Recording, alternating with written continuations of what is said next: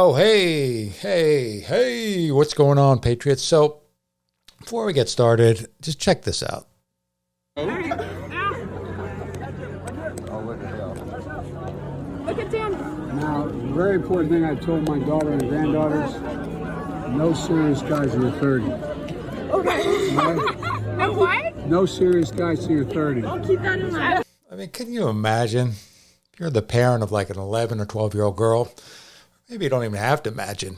Maybe you're the parent of an 11 or 12-year-old girl, and some creepy 79-year-old guy comes up to your little kid, some creepy old man with plastic surgery and hair plugs and fake teeth comes behind your little girl and start rubbing on her shoulders and giving her dating advice. And I'm not even talking about a relative. I'm talking about a complete stranger. No serious guys till you're 30. So gross, so gross. I mean, yeah, I get it. He's the president of the United States, and the people that are there are probably fine to be in a selfie with him. But just because someone asked you to be in a selfie isn't permission to get all handsy. I mean, that is some serious Herbert the pervert action going on right there. And to those that say, oh, you can't blame Joe for that. He's just being grandfatherly. What? No. Or, sure, normally it's inappropriate, but you can't blame Joe. He has dementia. This sort of thing has been going on way before Joe ever had dementia. This is a pattern of behavior that's been in play for decades. Listen to what this psychiatrist had to say. It's easier to groom a child because an adult always has a position of power over a child.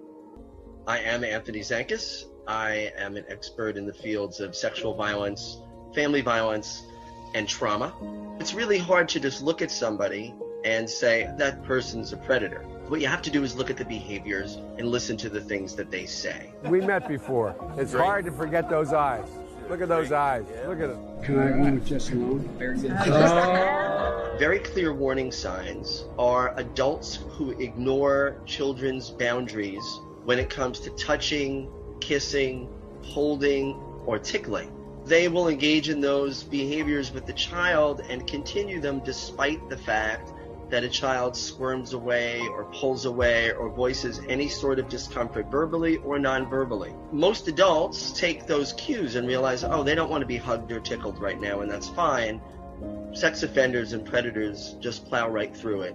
Another is sexualizing a child by talking about dating or their bodies in a way that would not be appropriate for their age. How old are you, 17? Oh, 6. You're turning 11. You're beautiful. Just remember, no dates to your 30. No dates to your 30 years old. In my field, we often say that child sex predators don't just groom children, they groom families and communities. Seeing these behaviors in an adult doesn't mean that adult is a predator or would ever harm a child. But what it does do is it sets that child up to grow up in a world where they view these violations of personal space as normal, and that's unacceptable. Offenders have depended on not only the silence of their victims, but our silence. If we allow children the permission to say no or speak up for them when they can't, we're going to go a long way in preventing so much harm. So maybe the real question isn't why does Joe do it, but why does he get a pass? Nearest I can think is because he's a Democrat politician. I mean, it worked for Bill Clinton, meaning we're supposed to ignore it and act like it's normal. I'm sorry, it's not normal. It's gross and it's creepy and it's certainly a marker for pedophilia. At this point, there isn't much we can do. We're stuck with this dementia patient in the White House for 2 more years. And truth be told, rubbing and sniffing children, as distasteful as that may be, is probably not the worst thing he'll do. Getting the U.S. into war with China or Russia or both is. Still, as long as he's creeping around, being a touchy-feely, commander-in-chief will keep pointing it out. This is Neil Ruddy for Neil News Network. Good day.